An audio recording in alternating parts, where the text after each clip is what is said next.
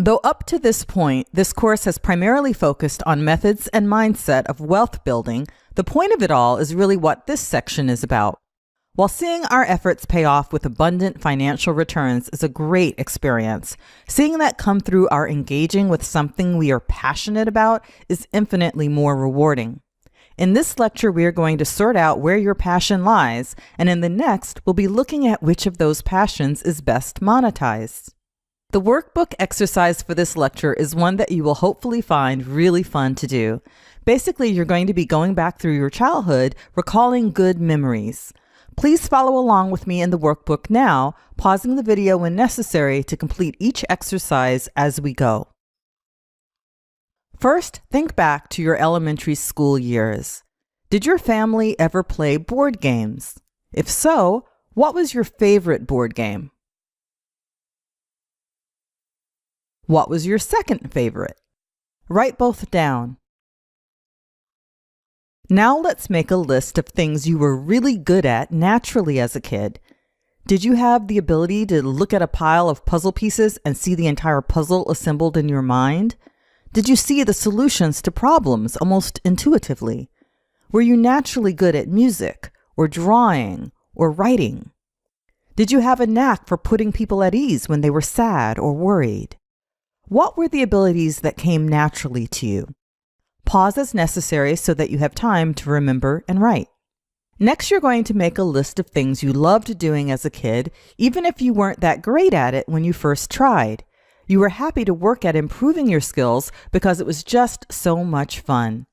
Can you remember anything that was like that? Perhaps a sport or artistic pastime.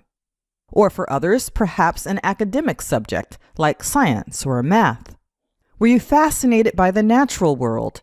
Did you want to know how everything worked? Lastly, think back to your first nonfiction book genre that really grabbed your attention. What book started it off? What genre was it in? Do you still read books on that subject? For me, the first nonfiction book I loved was How to Win Friends and Influence People, which was loaned to me by my guidance counselor when she saw how sad and lonely I was. Not only did it spark a love of self-help books, but I even went on to eventually get a master's degree in counseling psychology and worked for a time as a school-based behavioral health specialist for the state of Hawaii. What was the nonfiction book that left an impression on you? And what role has that genre played in your life since? Remember to pause the video to give yourself time to write a thoughtful answer. Now it's time to pull it all together. First, look at your favorite board games. What was the metaphor for the game? For example, my favorite was Monopoly, which was about buying and selling real estate to amass wealth. Write down the contextual metaphor for your favorite game, or two, from childhood.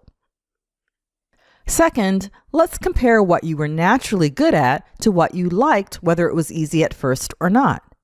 Are there any things you found on both lists? Circle those or bold them if you're typing on the PDF.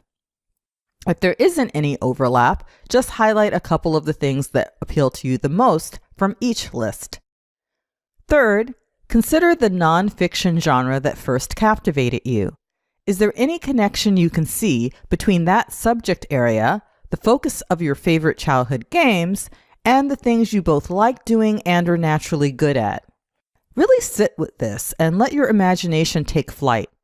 What would it look like to be working with ideas that fascinate you and using skills you enjoy using to deliver real value and simultaneously achieve your own objectives?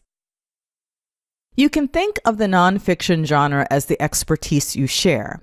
Your talent or joy overlap as your way of delivering that expertise, and think of your favorite gaming metaphor as related to what you want in return to feel a sense of accomplishment. Now, this may not hold up 100% to point you toward the perfect business sector for you, but it will get you thinking the right way to tap into the knowing that is within you. Your life history holds the answers to who you most want to be. Look back and follow the trail of the evidence to uncover your ideal area of expertise.